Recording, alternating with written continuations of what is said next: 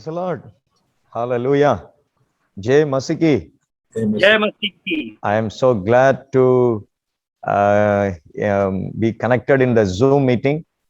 I am so thankful to Youth Revival, that YRC, that Bigar Pastors Fellowship and Youth Leaders Training. मैं वाकई आज शाम की बेला में बहुत ही आनंदित हूँ, खास करके वाईआरसी के इस मंच पर आप तमाम जवानों से, परमेश्वर के संतों से मिलने पर, और एक बहुत बड़ा अवसर के लिए परमेश्वर को धन्यवाद देता हूँ। Pastor na Tamil la பேசலாம்ல? Tamil Yes, உங்களுக்கு தெரியும்? yes. He's good. Okay. Tamil. I feel like that I am in Bigar. मुझे ऐसा लगता है कि मैं बिहार में हूँ। I'm so glad. I am so excited to spend the time with you on the wonderful worship. And I can see some of the people, youth leaders and pastors, senior pastors. I'm so thankful to you. I'm seeing in the screen, most of the youth and pastors, you are so much zeal and you have the love for God. मैं इस शाम की बेला में एक बहुत अच्छी आराधना के लिए और बहुत सारे ऐसे परमेश्वर के जो संत गण हैं, आपके जो जुनून है, जो परमेश्वर के प्रति जो उन्माद है, ये स्क्रीन पर देखते हुए मैं काफी आनंदित हूँ। நான் பாஸ்டர் சீனியர் பாஸ்டர்ஸ் எல்லாருக்காக நன்றி செலுத்துகிறேன். பாஸ்டர் ராகேஷ், அப்புறம் பாஸ்டர் எல்லாரும் நல்லா கோஆர்டினேட் பண்றீங்க. நான் அதுக்காக ரொம்ப சந்தோஷப்படுறேன். இந்த தருணத்தை எனக்கு கொடுத்த பாஸ்டர் வாட்ச்மேன் ஜோப் அவங்களுக்காக நன்றி செலுத்துகிறேன். அவங்க தான் எனக்கு ஒரு அழைப்பு கொடுத்தாங்க. உங்களோடு கூட இந்த நேரத்தை பகிர்ந்து கொள்வதில் நான் ரொம்ப சந்தோஷப்படுறேன். मैं बहुत ही आनंदित हूँ, खास करके भाई वॉचमैन जॉब के लिए जिन्होंने मुझसे बात की, इस अवसर को मुझे प्रदान किया, और आप में से बहुत सारे जो सेवकगण हैं, आपकी उन्मादता को देखकर मैं बहुत ही आनंदित हूँ। எனக்கு டிரான்ஸ்லேட் பண்ற சாரி, நான் வந்து ஹிந்தியில பேச முடியாது. ஹிந்தி எனக்கு கொஞ்சம் கொஞ்சம் தோட ஹிந்தி மாலுமே, நான் உங்க கூட பேச முடியல. ஆனாலும் பாஸ்டர் எனக்கு டிரான்ஸ்லேட் பண்றாங்க. பாஸ்டர் ரவி அவர்களுக்காக ரொம்ப நன்றி செலுத்துகிறேன். और अनुवाद के रूप में पास्टर रवि को मैं भी धन्यवाद देना चाहूंगा, जो अनुवाद में मदद कर रहे हैं। இப்போ நான் பீகார் நாகப்பட்டினத்துல இருந்து பீகார் வரணும்னா it takes more than 36 hours on the travel. ஆனா within 1 minute we can able to keep in touch with and connect together in the Zoom. अगर मान लीजिए मुझे नागपट्टनम से बिहार आनी है तो लगभग 36 घंटा मुझे समय लगेगी यात्रा में, परंतु जूम के माध्यम से मात्र 1 मिनट में हम एक दूसरे के साथ संपर्क कर सकते हैं। நம்ம ஆண்டவருக்கு எப்பயுமே இப்படிப்பட்ட நல்ல தொழில்நுட்பத்துக்காக நன்றி செலுத்தணும். मैं वाकई हम सब जो है परमेश्वर को इस प्रकार की टेक्नोलॉजी के लिए परमेश्वर को धन्यवाद देना चाहिए। நம்ம எல்லாரும் சீனியர் பாஸ்டர்ஸ் ஆக, சர்ச் பாஸ்டர்ஸ் ஆக, யூத் லீடர்ஸ் ஆக, அதிகபட்சம் 98 வரைக்கும் நம்ம இப்ப லாகின்ல பண்ணிருக்கிறோம். இது ஒரு பெரிய ஆச்சரியமான காரியம், ரொம்ப மனசுக்கு சந்தோஷமா இருக்கு. और मन काफी आनंदित है। लगभग 98 लोग इस जूम के माध्यम से जुड़े हुए हैं। आप सब वरिष्ठ परमेश्वर के संतगण वाकई बड़े ही अच्छी तरह से कार्यों को आप क्या कर रहे हैं, संपन्न करने के प्रयास में लगे हैं। அநேகர் 2-3 பேர் உட்கார்ந்து இருக்கிறாங்க. சில இடத்துல பார்த்தேன் ஒரு கேங்கா, ஒரு மோர் தென் ஒரு 15 மெம்பர்ஸ் எல்லாரும் உட்கார்ந்து நீங்க கவனிக்கிறத பார்க்கும்போது ரொம்ப சந்தோஷமா இருக்கு. कुछ बातों को देखकर कहीं आप एक ही फोन से जो है 2 या 3 लोग जो है जमा हैं, और कुछ बातों को मैंने देखा कि एक बहुत बड़ा दल के रूप में, झुंड के रूप में आप बैठ करके जो है परमेश्वर के वचनों को सुनने के लिए तत्पर है। ये सब देखने पर वाकई ही बहुत ही आनंदित हूँ। நான் கொஞ்ச நேரம் தான் பேச போறேன், ஏன்னா ரொம்ப நேரம் பேசினா உங்களுக்கு நெட்வொர்க்லாம் இருக்காது, டேட்டா ஜிபிலாம் காலி ஆகிரும். அதனால கொஞ்ச நேரம் தான் நான் பேச போறேன். நீங்க அதை நல்லா கவனிக்கும்படி அன்போடு கேட்கிறேன். बड़े ही प्रेम पूर्वक आपसे अनुरोध करता हूं कि मैं थोड़ी ही देर आपके समक्ष में कहूंगा, आप इन बातों को बड़े ध्यान से सुनिएगा। अगर ज्यादा समय लूंगा तो आपकी डेटा जो है खर्च होगी, और शायद नेटवर्क में भी कुछ समस्या हो पाएगी शायद। நம்முடைய வேதத்துல ஆதியாகமத்தின் புஸ்தகம் 41ஆம் அதிகாரம் 38வது வசனம், the book of Genesis chapter 41 verse 38. और उत्पत्ति का पुस्तक 41 का वो 8वां पद तो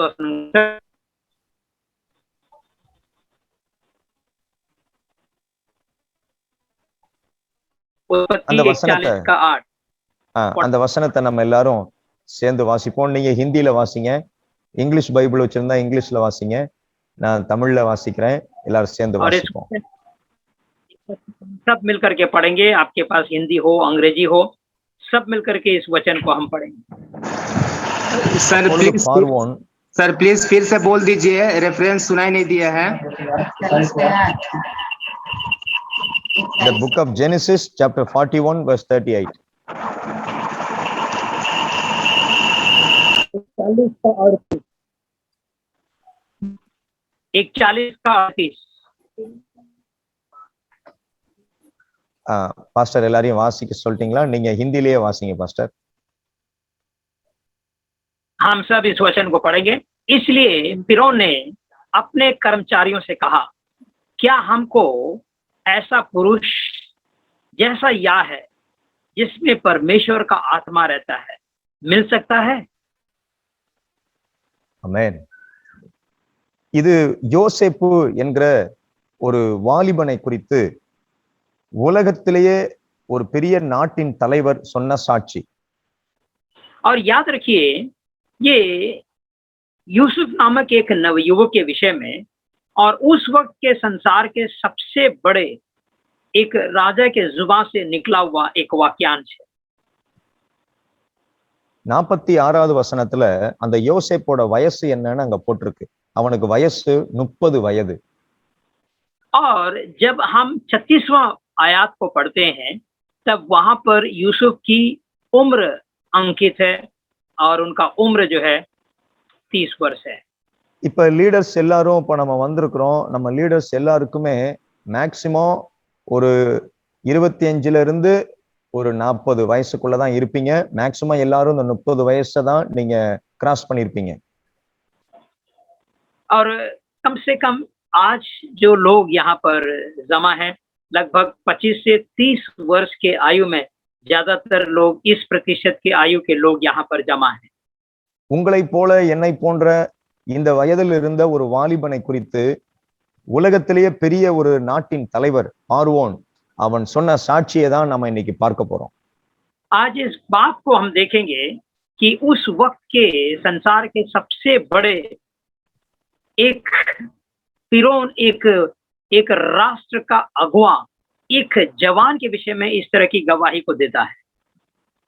அந்த மனிதனை தனித்தன்மையானவனாக, what made the Joseph a significant, யோசேப்பை தனித்தன்மை வாய்ந்த மனிதனாக ஒரு ராஜா பாராட்டத்தக்க அளவிலே அவனுடைய வாழ்க்கையில் இருந்த சிறப்பான காரியம் என்ன என்பதை இன்னைக்கு நம்ம மாலையில தியானிக்க போகிறோம். शाम के बेला में इस बात को लेकर के हम लोग मनन करेंगे। इस यूसुफ के जीवन से ऐसी कौन सी बात इसकी शख्सियत में, इसकी खासियत में, इसकी गुणवत्ता में, इसके विषय में है जो इतनी बड़ी गवाही एक राष्ट्र का राजा उनके प्रति कहते हैं। யோசேப்பினுடைய வாழ்க்கையிலே அந்த பார்வோன் பார்த்த ஒரு தனி சிறப்பு என்னவென்றால், தேவ ஆவியை பெற்ற இந்த மனுஷன் இவனை போல ஒருவனும் இல்லை என்று பார்வோன் சாட்சி சொல்கிறார்.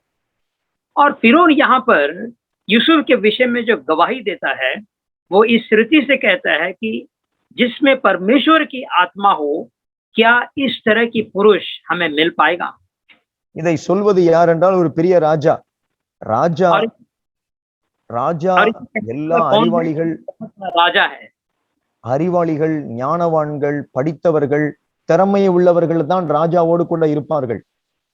ஆனால் அப்படிப்பட்ட ராஜா அவர்களோடு கூட இருக்கிற நபர்களை காட்டிலும் அவர்களுக்குள் இல்லாத ஒரு தனிச்சிறப்பு இந்த வாலிபனுக்குள் இருந்ததை பார்த்து அந்த பார்வோன் ஆச்சரியப்படுகிறார். आमतौर पर हम देखते हैं कि राजा के इर्द गिर्द जो है बुद्धिमान लोग, कई गुणवत्ता से भरे हुए लोग या कई कार्य कौशलता से भरे हुए लोग ही राजा के इर्द गिर्द रहते हैं, परंतु उन तमाम लोगों के झुंड में से एक खास शख्सियत के रूप में, एक खास गुणकारी एक शख्सियत के रूप में उन्होंने यूसुफ को पाया है। இவனை தனித்தன்மை வாய்ந்த மனிதனாய் இவனை மாற்றினது என்னவென்றால் இவன் மேல் இருந்த பரிசுத்த தேவ ஆவியானவர். और इनमें जो खासियत जो रही है, जो खास बात रही है, वो खास बात रहा है कि परमेश्वर की आत्मा इनके साथ रहा है. பரிசுத்த ஆவியானவர் லீடர்ஸ் ஆகிய நம்மள அவர் அதிகமா நிரப்பணும். और पवित्र आत्मा हम अगुओं को बहुतायत रूप से हमें भरे.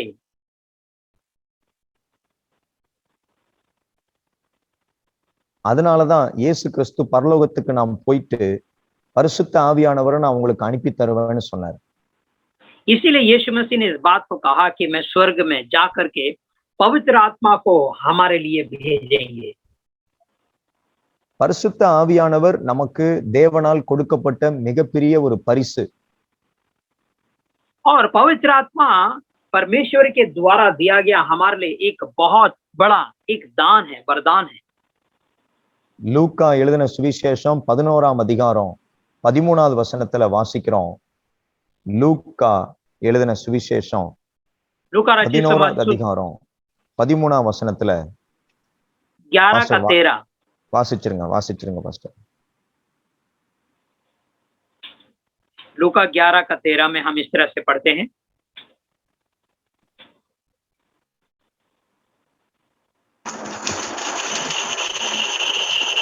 अतः जब तुम बुरे होकर अपने बच्चों को अच्छी वस्तुएं देना जानते हो तो स्वर्गीय पिता अपने मांगने वालों को पवित्र आत्मा क्यों न देगा. பரிசுத்த ஆவியானவர் நாம் கேட்டுக்கொண்டால் நமக்கு கொடுக்கப்படும். तो पवित्र आत्मा अगर हम मांगेंगे तो हमें दिया जाएगा. அதுக்கு முன்னாடி உள்ள வசனங்களை பார்க்கிறோம். முட்டைய கேட்டா அப்பத்தை கேட்டா கல்ல கொடுப்பானா, மீனை கேட்டா பாம்பை கொடுப்பானா? அப்ப பொல்லாதவர்களாகிய நீங்களே உங்க பிள்ளைகளுக்கு நல்லதை நீங்க கொடுக்கிறப்ப என்னை நோக்கி வேண்டிக் கொள்கிற எல்லாருக்கும் நான் பரிசுத்த ஆவியை தருவேன்னு சொன்னார ஒழிய நிறைய முட்டையை தருவேன் நிறைய மீனை தருவேன்னு சொல்லல.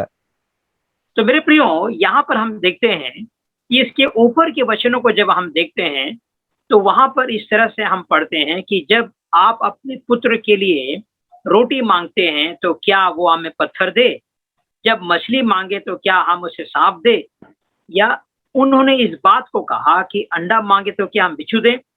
जब बुरे होकर मानव अपने बच्चों को इस उत्तम वस्तु को जब देने की बात आती है, परंतु यहाँ खास बात यह है कि परमेश्वर सारी बातों से बढ़कर पवित्र आत्मा के मांगने और देने की बात को जोर देते हैं. இந்த பரிசுத்த ஆவியானவர் யோசேப்பு ஒரு வாலிபனுடைய வாழ்க்கையில் என்னென்ன காரியங்களை செய்தார் என்று நாம் இன்னைக்கு பார்க்க போகிறோம். आज पवित्र आत्मा ने यूसुफ के इस उनके जीवन में किन किन कार्यों को किया है, इसे हम मनन करेंगे. பரிசுத்த ஆவியானவர் யோசேப்பின் வாழ்க்கையை அவர் செழிப்பாக்கினார், வளமாக்கினார். पवित्र आत्मा यूसुफ के जीवन को फलवंतता किया, उन्हें जयवंत किया. அவனுக்கு கொடுக்கப்பட்ட சாட்சி 39ஆம் வசனத்துல வாசிக்கிறோம். உன்னை போல ஞானமும் விவேகமும் உள்ள மனுஷன் ஒருவனும் இல்லை. और जिस तरह से हम लोगों ने देखा 39 में कि उनके जैसा बुद्धिमान शख्सियत और कोई नहीं है. பரிசுத்த ஆவியானவர் நம்முடைய லைஃப அவர் ப்ராஸ்பர் பண்ணுகிறார். और परमेश्वर जो पवित्र आत्मा है हमारे जीवन को पूरी तरह से आशीषित करते हैं. உன் ஆத்துமா வாழ்வது போல நீ எல்லாவற்றிலும் வாழணும் அப்படின்னு 3 யோவான் 2வது வசனத்துல வாசிக்கிறோம். और तीसरा योहान का दूसरा पद में हम इस बात को देखते हैं कि हमारी जीवन हर एक क्षेत्र में हमारी आत्मा से पूरी तरह से आशीषित रहे, उन्नत रहे. கர்த்தர் உன் ஆத்துமாவை திருப்தியாக்கி என்று வாசிக்கிறோம். நம்முடைய ஆத்துமாவை கர்த்தர் திருப்தியாக்குகிறார். और परमेश्वर हमारे आत्मा को तृप्त करते हैं. நான் உங்கள் ஆத்துமாக்களுக்கு இளைப்பாறுதல் தருவேன் என்று ஆண்டவர் வாக்குத்தத்தம் பண்ணுகிறார். परमेश्वर ने हमें वादा किया है कि वो हमारी आत्मा को विश्राम देंगे. இந்த யோசேப்பின் வாழ்க்கையை ஆண்டவர் செழிப்பாக்கினார். और इस यूसुफ का जीवन को परमेश्वर ने पूरी तरह से हरा भरा कर दिया। நம்முடைய வாழ்க்கையில மிக முக்கியமானது உணவு, படிப்பு, அழகு, நல்ல வசதி அல்ல. அதற்கும் மேலாக நமக்கு மிக முக்கியமான ஒன்று தேவைப்படுகிறது. हमारे जीवन में हमारी सौंदर्यता, हमारी शिक्षा, हमारे हर प्रकार के जो अलग अलग गुण हैं, इससे बढ़कर भी बातें हैं। நம்முடைய ஆத்துமாவுக்கு ஆண்டவரால் கிடைக்கப்பெற்ற அந்த வாழ்வு ரொம்ப முக்கியமாய் தேவைப்படுகிறது. हमारे आत्मा के लिए परमेश्वर के द्वारा दिए जाने वाले इस प्रकार का जीवन बहुत महत्वपूर्ण है। The greatest need of man is not money, is not sex, is not education, food, house or position. The greatest need of man is the life from God. मेरे प्रियो, मानव की अति आवश्यकता की सूची में उसकी भोजन नहीं, उसकी घर नहीं, उसकी धन संपत्ति नहीं, या किसी प्रकार की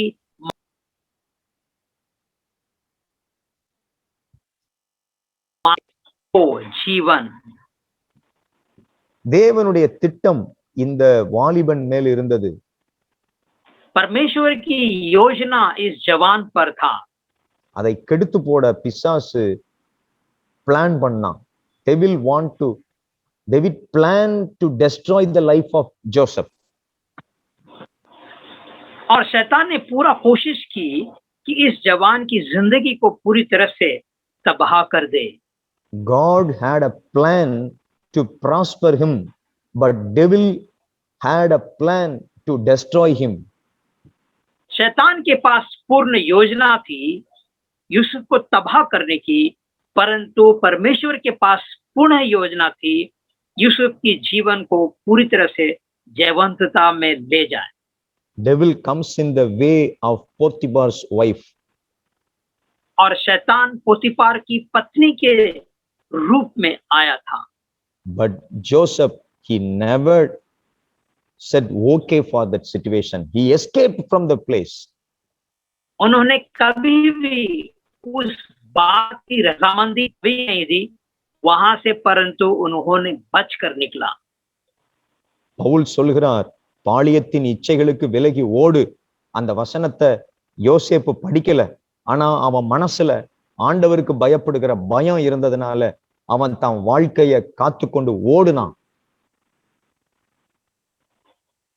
हम देखते हैं कि पौलुस जिस तरह से लिखता है कि काम वासना की बातों से तू भाग, इस वचन को यूसुफ ने पढ़ा नहीं, परंतु वो परमेश्वर का भय मानने वाला युवक रहा है और उस पाप से उन्होंने अपने आप को वहां से लेकर भागा, यानी कि उससे बचकर भागा। என்னை கேட்டுக்கொண்டிருக்கிற ஆண்டவருடைய பிள்ளைகளே, வாலிபர்களாகிய நம்முடைய மேல தேவனுடைய திட்டம் இருக்குமானா பிசாசுடைய கண்களும் நம்ம மேல இருக்கும்ங்கிறத மறந்துடாதீங்க. हमारे जवानों से इस बात को मैं आगाह करना चाहता हूं, अगर परमेश्वर की एक योजना आपके प्रति अगर सुनियोजित है तो याद रखिए शैतान की भी नजर आप पर पूरी तरह से गड़ी रहेगी। லீடர்ஸ், யூத் லீடர்ஸ், பாஸ்டர்ஸ், நீங்க ஆண்டவருடைய காரியத்துல சின்சியராக ஆண்டவருடைய காரியத்துல சீரியஸா இருப்பீங்களே, ஆனா பிசாசும் உங்க மேல சீரியஸா இருப்பான். जवान में या जवानी के या जवान लोगों के बीच में जो लोग सेवा करते हैं या वरिष्ठ अगुवे लोग, जो लोग पूरी खराई से, पूरी परमेश्वर की निष्ठा से सेवकाई करने वाले जो आप लोग हैं, ऐसे लोगों के प्रति भी शैतान पूरी निष्ठा से आपके विरोध में कार्य करने के लिए तत्पर रहता है। நீங்க ஜெபம் பண்றதுலயும் ஆண்டவருடைய வசனத்துக்கு கீழ்ப்படுகிறதுலயும் ஆண்டவர் உங்களுக்கு ஊழியர்கள் மூலமா சொல்லப்படுகிற நல்ல ஆலோசனைகளையும் நீங்க மறக்காம கேட்டு அதன்படி வாழும் பொழுது கர்த்தருடைய பாதுகாப்பு உங்க மேல இருக்கும்.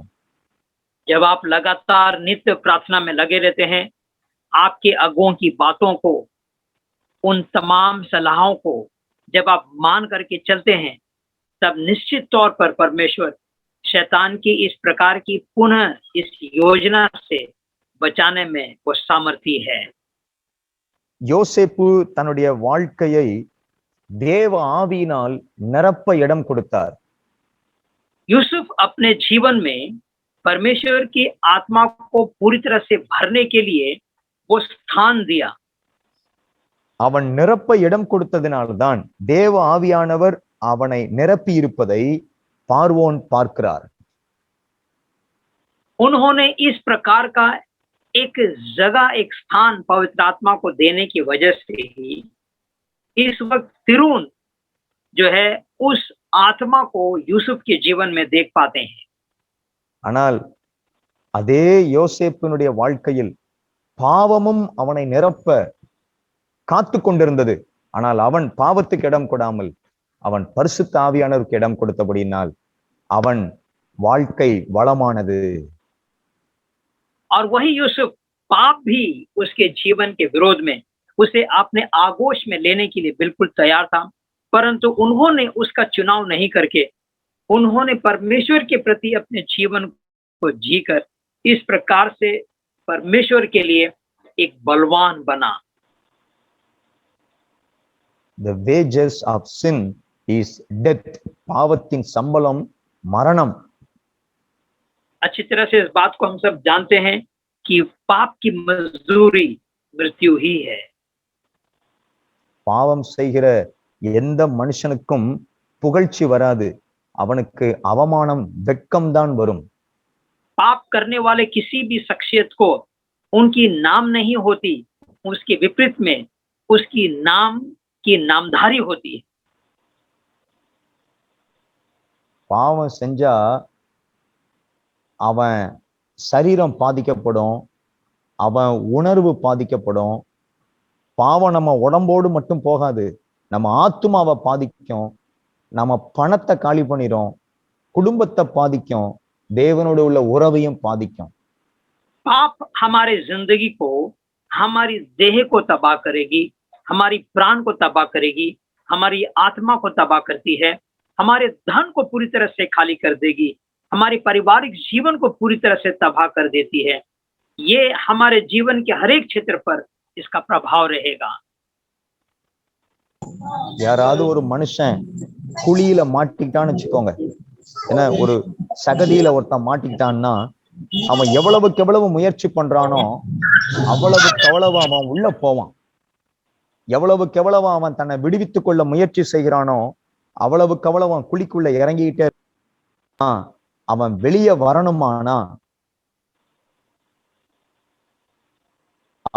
வரணுமானா அவனுக்கு இன்னொருத்தருடைய உதவி தேவை.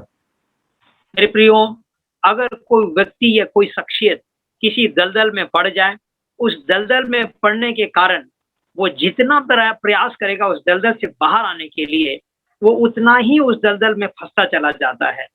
परंतु अगर कोई उस दलदल से बाहर आना वाकई चाहता है तो परमेश्वर ही उसे सहायता कर सकता है। இன்னைக்கு மாலை நேரத்துல நம்முடைய வாழ்க்கைய கெடுக்கிற அந்த பாவம், இந்த வாழ்க்கைய அழித்து போடுகிற அந்த பாவத்துல நம்ம இடம் கொடுக்காம நம்ம லீடர்ஸ் இந்த யோசேப்பை போல பரிசுத்த ஆவியானவரால் நாம் நிரப்பப்பட இடம் கொடுப்போமானால் நம்முடைய வாழ்க்கையையும் ஆண்டவராகிய தேவன் வளமாக்குவார். हम जवान लोग, हम जवानों के बीच में काम करने वाले अगुवे लोग, अगर हम वाकई अपने जीवन को परमेश्वर की आत्मा के लिए पूरी तरह से अगर स्थान देंगे तो निश्चित तौर पर वो स्वर्गीय पिता अपने आत्मा को हमें भरने में बिल्कुल वो सक्षम है। ஹல்லேலூயா. आमेन, हालेलुया। இந்த தேவ ஆவியானவர் யோசேப்பை பயன்படுத்தினார். और ये परमेश्वर यूसुफ का परमेश्वर के राज्य के लिए इस्तेमाल भी किया। பரிசுத்த ஆவியானவர் நம்மை நிரப்புவாரானால் நம்மை பயன்படுத்துவார். ஆதியாகமம் अगर पवित्र ஆதியாகமம் 45ஆம் அதிகாரம் हमें 5வது வசனத்துல வாசிக்கிறோம். Genesis chapter 45 verse 5. उत्पत्ति का पुस्तक 45 का 5 में इस बात को हम देख सकते हैं।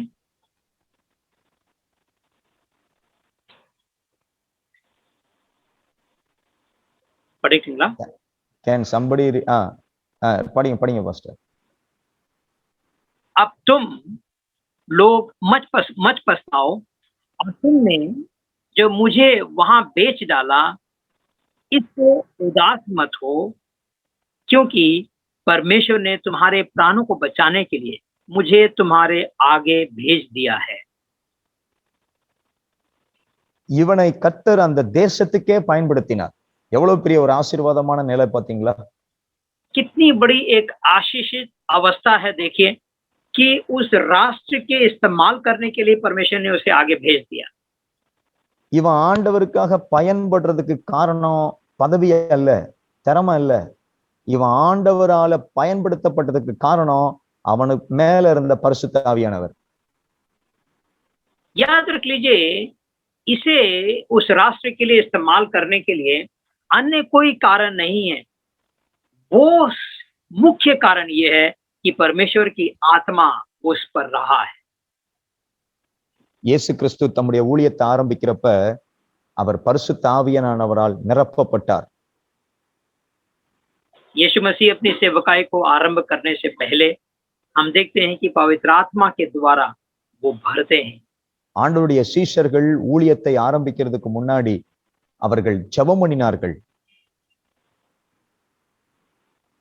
और हम देखते हैं कि यीशु मसीह के चेले लोग सेवकाई को आरंभ करने से पहले वे लोगों ने प्रार्थना किया। ஆண்டவருடைய ஊழியத்தை செய்த சீஷர்கள் ஸ்தேவான் பரிசுத்த ஆவியினால் நிரப்பப்பட்டார். பிலிப்பு பரிசுத்த ஆவியினால் நிரப்பப்பட்டார்.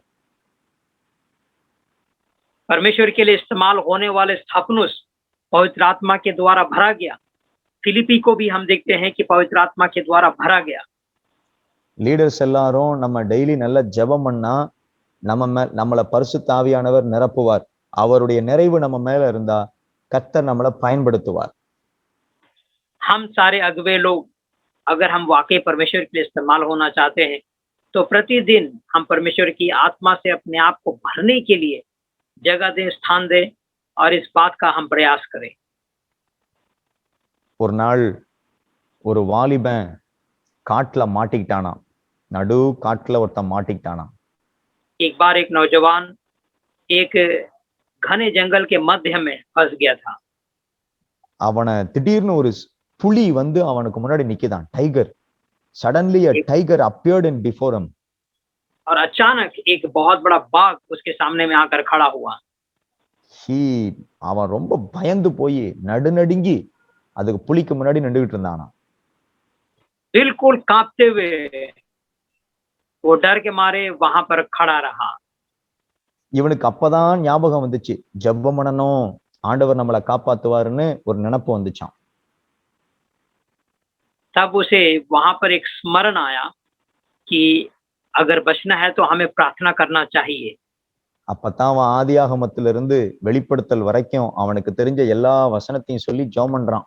ஆண்டவரே என்னை காப்பாத்தும், ஆபத்து காலத்துல என்னை காப்பாத்தும், இந்த புலிகிட்ட இருந்து என்னை காப்பாத்தும். சண்டே கிளாஸ் டீச்சர் சொன்னது, சர்ச்சில் பாஸ்டர் சொன்னது எல்லாம் அவனுக்கு ஞாபகத்துல வருது. अब जो है उत्पत्ति से लेके प्रकाशित वाक्य की पुस्तक तक जितने भी वचन इनको स्मरण था, वो सारे वचनों को बोलकर वो परमेश्वर को दुहाई देने लगा।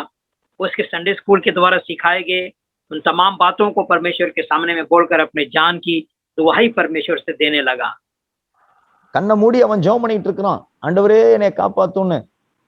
आंख बंद करके वो परमेश्वर से गिड़गिड़ा रहा है कि प्रभु मुझे बचा लेना। அவனுக்கு முன்னாடி இருந்த புலியும் கத்துறதை விட்டுட்டு அதுவும் அமைதியா உட்கார்ந்து இருந்துச்சான். और उसके सामने में जो बाघ था वो भी चुपचाप से खड़ा ही रहा, कुछ नहीं कर रहा। இவன் கண்ணை மூடி ஜெபம் பண்ணிட்டு இருந்தவன் புலியோட சத்தம் கேட்கலையான்னு லேசா கண்ணை திறந்து பார்த்தானா, இப்படி இப்படி கண்ணை திறந்து பார்த்தானா. और प्रार्थना करने के दौरान उन्होंने इस बात को एहसास किया कि उस बाघ की किसी प्रकार की कोई आवाज नहीं है, इसलिए उन्होंने हल्के से अपने आंखों को खोलकर देखने की प्रयास की। இவன் கண்ணை திறந்து இப்படி பாக்குறப்ப புலியும் ஜெபம் பண்ணிட்டு இருந்துச்சான். புலியும், டைகர் ஆல்சோ praying. और उस समय ऐसी हालात हुई कि वो बाघ भी जो है प्रार्थना कर रहा था। இவனுக்கு ஒரே சந்தோஷம், அப்பா புலியும் ஜெபம் பண்ணுது அப்படின்னு. तो ये बहुत ही आनंदित हुआ कि हे प्रभु, यहाँ तो बाघ भी प्रार्थना कर रहा है। உடனே இவன் கேட்டானா, புலியே புலியே நீனும் கிறிஸ்டினான்னு கேட்டானா.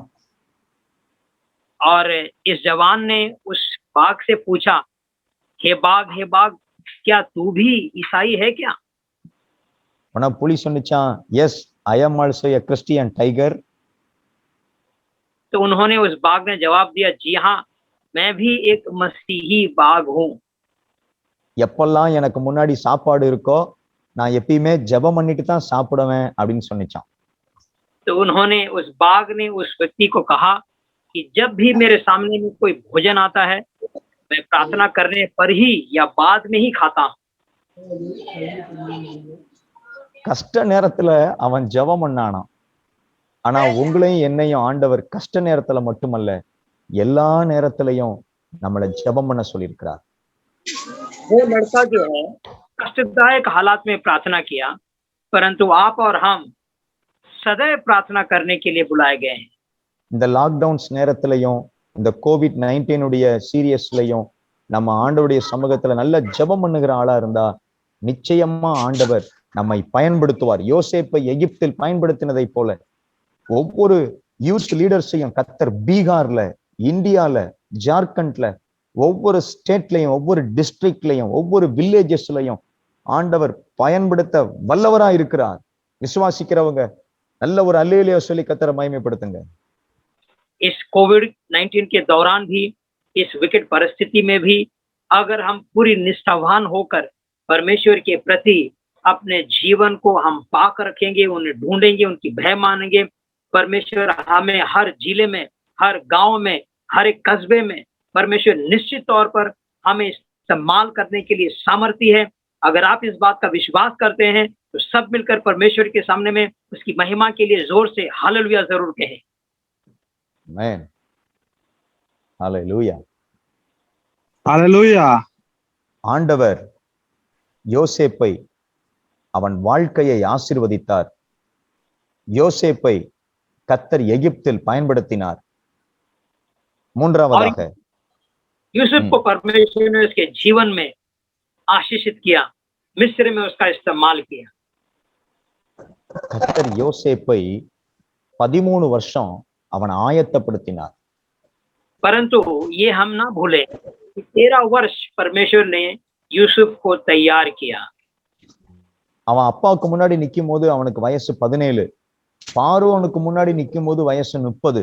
அப்ப இடையில 13 வருஷம் கர்த்தர் யோசேப்போடே இருந்து கர்த்தர் யோசேப்பை உருவாக்கினார், ஆயத்தப்படுத்தினார்.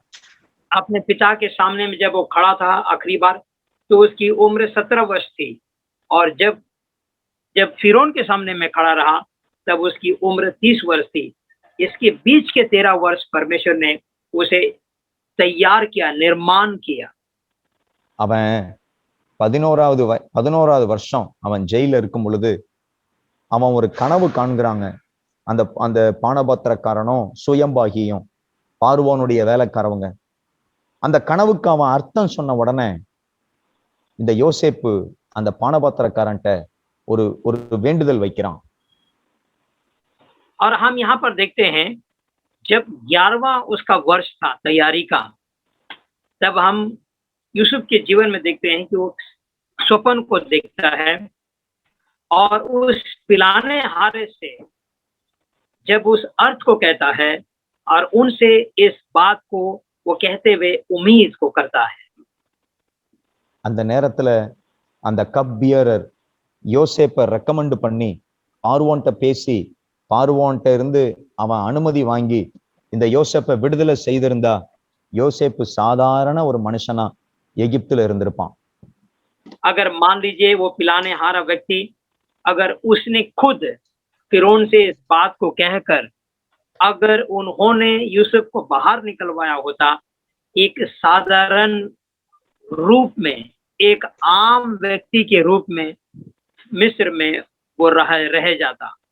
ஆனா ஆண்டவருடைய நேரத்துல யோசேப்பு அந்த சிறைச்சாலையிலிருந்து வெளியே வந்தப்ப அவன் சாதாரண மனுஷனா இல்ல, அவன் பார்வோனுக்கும் மேலான ஒரு வல்லமையான ஒரு அற்புதமான ஒரு ராஜாவை போல அவன் வெளியே வந்ததை நம்ம பார்க்கிறோம். கர்த்தர் அவனை ஆயத்தப்படுத்தினார். परंतु जब वो परमेश्वर के नियुक्त समय पर जब बाहर निकाला गया, परमेश्वर के द्वारा तैयार किया गया, तब हम देखते हैं कि पूरे मिस्र में एक बहुत ही शख्सियत के रूप में उस राष्ट्र में उसे हम देखते हैं, और वो फिरौन के लगभग अवस्था में हम पाते हैं उसकी सेवकाई को। அவன் எகிப்திலேயே பெரிய ஆளா அவன் உருவாக்கப்பட ஆண்டவர் அவன் வாழ்க்கையில 13 வருஷத்தை குறிச்சு வச்சிருந்தார். तो मिस्र में एक बहुत बड़ा शख्सियत के रूप में तब्दील होने के लिए परमेश्वर 13 वर्ष उनके जीवन के निर्माण में एक तय कर रखा था। நீங்க பீகார்ல ஊழியத்துல எவ்வளவு பிரயாசப்பட்டோம், ஒரு ஆத்துமாக்களும் வரல, என்னால ஒண்ணும் செய்ய முடியலன்னு நீங்க சோர்ந்து போயிருக்கலாம். நீங்க விதைத்து கொண்டே இருங்க, நீங்க ஜெபித்து கொண்டே இருங்க. கர்த்தர் உங்களோடு கூட இருக்கிறார். உங்களுடைய பிரயாசங்கள் எல்லாவற்றையும் கர்த்தர் அவர் பார்த்து கொண்டிருக்கிறார். உங்களை உருவாக்குவார். நிச்சயமாய் உங்களை பெரிய ஒரு அற்புதமான கிரியைகளுக்கு உங்களை கர்த்தர் வெளிப்படுத்துவார். கர்த்தர் உங்களை ஆயத்தப்படுத்தி கொண்டிருக்கிறார். हो सकता है कि इन दिनों में आप कई वर्षों से बीज बो रहे हैं, सेवकाई में अपने आप को लिप्त रखे हैं, परंतु आप इस बात का रोना रो रहे हैं कि इतना करने के बावजूद भी एक भी आत्मा को मैं जीत नहीं पाया हूं। परंतु याद रखिए, आप बीज बोते रहिए, आप दुआ करते रहिए, आप प्रयास करते रहिए। परमेश्वर इन दिनों में आपको एक विशेष रूप से तैयार कर रहे हैं। आपका पूरा निर्माण के पश्चात निश्चित तौर पर परमेश्वर आपको बड़े पैमाने पर इस्तेमाल जरूर करेंगे। இந்த மாலை நேரத்துல இந்த youth leaders, church pastors, senior pastors எல்லாருக்கும் இன்னைக்கு ஆண்டவர் நம்மோடு கூட பேசுற வார்த்தை, நம்ம தேவ ஆவியினால் நிரப்பப்பட வேண்டும். और आज शाम की बेला में तमाम अगुवे लोग, जवानों के बीच में काम करने वाले हर एक परमेश्वर के दास लोग, आपसे परमेश्वर इस बात को कह रहा है कि आप अपने आप को विशेष रूप से तैयार करें। பரிசுத்த ஆவியானவர் நம்மை நிரப்பி இருப்பாரானால் நம்முடைய வாழ்க்கையை கர்த்தர் ஆசீர்வதிப்பார். God will bless our life. He will bless our soul. He will make us whole. He will keep us safe. अगर परमेश्वर की आत्मा हमें पूरी तरह से भरने की जगह हम देंगे, अगर वो हमें भर देगा तो परमेश्वर हमें पूर्ण करेंगे। परमेश्वर पूरी तरह से हमें उस पूर्ण क्षमता से हमें भर देंगे और वो हमें पूरी तरह से एक कामयाब शख्स के रूप में तब्दील करेगा। ஆண்டவர் நம்மை நிரப்புவாரானால் நம்மை பயன்படுத்துவார். अगर परमेश्वर हमें भरेगा अपने आत्मा से तो निश्चित तौर पर वो हमारा इस्तेमाल भी करेगा। ஆண்டவர் நம்மை நிரப்புவாரானால் நம்மை ஆயத்தப்படுத்துவார். परमेश्वर अगर हमें भरेगा तो निश्चित तौर पर वो हमारी तैयारी भी करेगा। ஆண்டவராகிய இயேசு கிறிஸ்து சீக்கிரம் வரப்போகிறார்.